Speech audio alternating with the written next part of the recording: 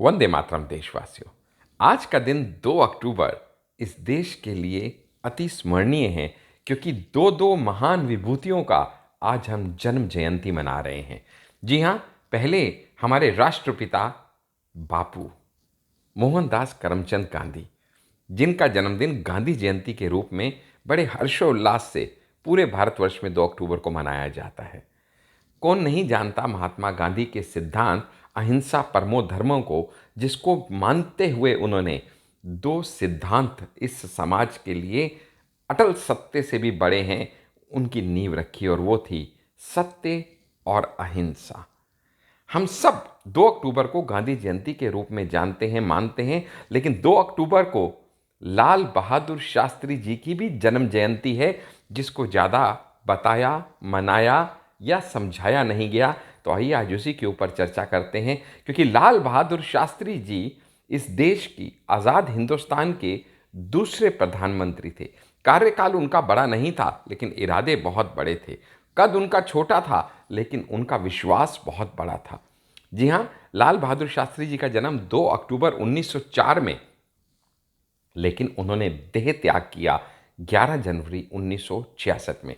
यूं तो वो महात्मा गांधी जी से 35 साल छोटे थे, 35 ईयर्स।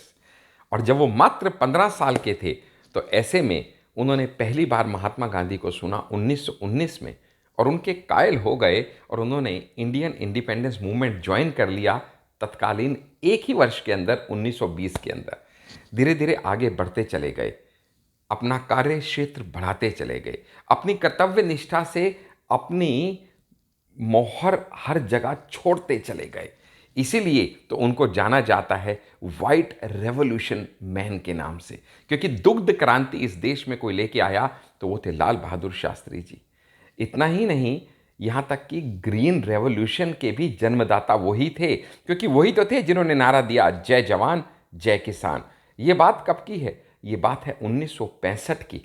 1965 में जब ऑलरेडी पाकिस्तान को मालूम था कि 1962 में भारत चाइना से मुंह की खा चुका है, तो पाकिस्तान के हौसले बुलंद थे, और 1965 में उन्होंने हिंदुस्तान पे अटैक कर दिया।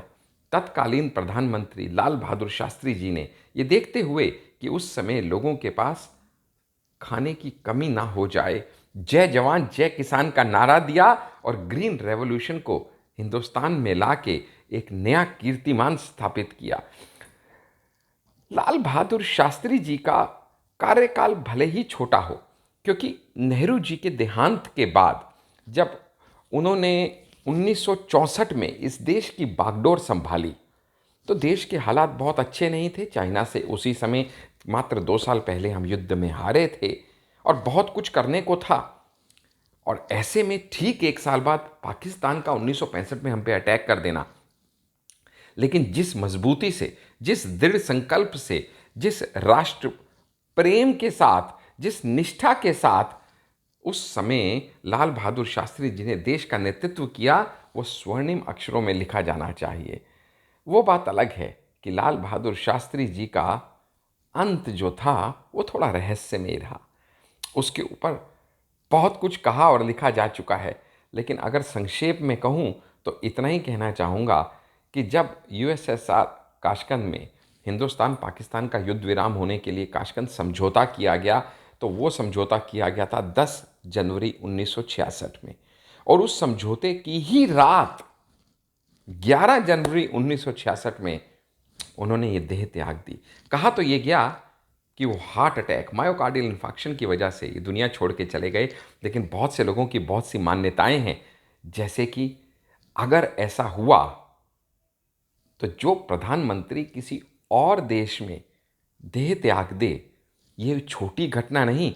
ना तो उस देश में उसका पोस्टमार्टम किया गया, और ना ही भारत लाने के बाद उनका पोस्टमार्टम किया गया। थोड़ा सुनने में विचित्र लगता है। जानकार तो ये भी कहते हैं कि उनके बदन पे कुछ निशान थे। वो निशान किस चीज़ के थे वो कोई आज तक जान नहीं पाया। बारीकी में जाएं तो कुछ और पहलू भी यहाँ पे आपके समक्ष रखने जैसे ज़रूरी हो सकते हैं। जैसे कि 10 जनवरी 1966 की रात को तकरीबन 10 बजे वो हृष्ट पुष्ट थे, और उन्होंने अच्छे से अपना डिनर किया। इसके बाद जो डिनर बनाया गया था, ये ध्यान देने की बात है, वो बनाया गया था जन मोहम्मद द्वारा। ये जन मोहम्मद कौन थे?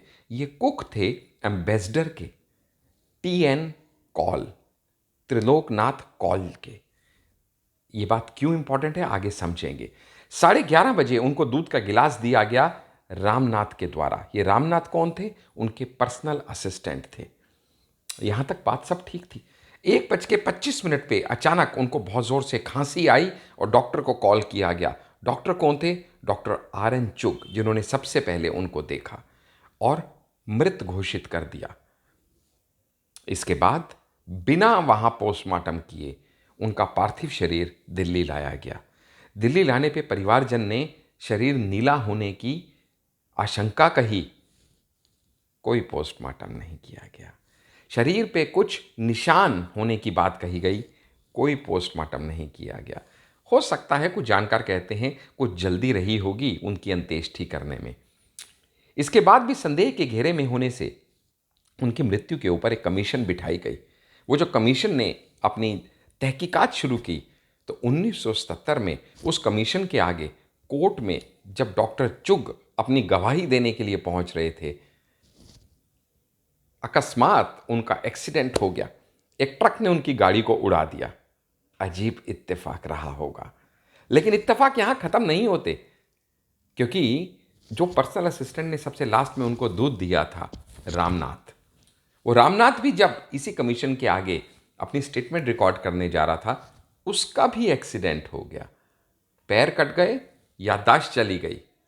इत्तेफाक पे इत्तेफाक देखिए कि ना तो आज तक कोई जान पाया कि सच में उनकी मृत्यु कैसे हुई, और ना ही उनको उनकी प्रतिष्ठा, उनके गौरव को दिलाने का प्रयास किया गया, जब तक कि हमारे यशस्वी प्रधानमंत्री श्री नरेंद्र भाई मोदी जी ने आके इस बात को नहीं समझा कि लाल बहादुर शास्त्री जी, जो इस देश का गौरव रहे हैं, जिन्होंने इंडो पाक वॉर में अहम भूमिका निभाई, जो सेकेंड प्राइम मिनिस्टर थे इंडिया के, उनको उनके आधिकारिक यश, जिसके वो हकदार हैं, मिलना चाहिए। और उसके बाद से लाल बहादुर शास्त्री जयंती 2 अक्टूबर को उसी हर्षोल्लास से हम लोग मनाया करते हैं जैसे कि गांधी जयंती। दोनों महापुरुष हमारे लिए श्रद्धेय हैं। आइए इन दोनों महापुरुषों को फिर से एक बार नमन करें, और इन्हीं शब्दों के साथ कि मोदी जी यूं ही हमारे देश के यशस्वी प्रधानमंत्री बन के देश का गौरव बढ़ाते रहें, और हम सब का नेतृत्व करते हुए भारत को विश्व गुरु की स्थान तक पहुंचाने का अपना सपना साकार करके दिखाएं।